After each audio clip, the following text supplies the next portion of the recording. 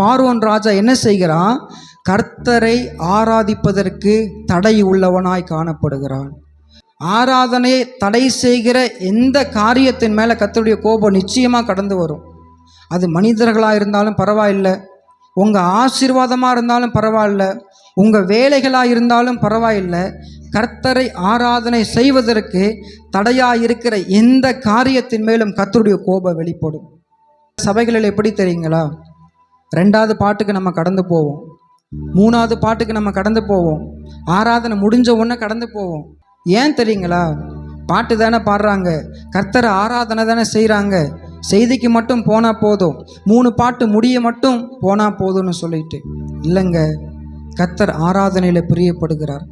உங்களையும் என்னையும் ஏற்படுத்தினது கர்த்தரை ஆராதிப்பதற்காக, கர்த்தரை பாடுவதற்காக, அவர் செய்த நன்மைகளை நினைச்சு அவருக்கு நன்றி சொல்லுவதற்காக தான். எத்தனை முறை ஆராதனை நம்ம மிஸ் பண்ணியிருக்கிறோம்.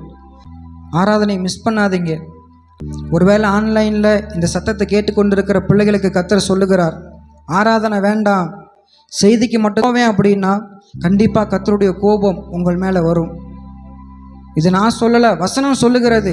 பார்வோன் தடை செய்தது நிமித்தமாக வாதைகளை கர்த்தர் அனுப்பினார்.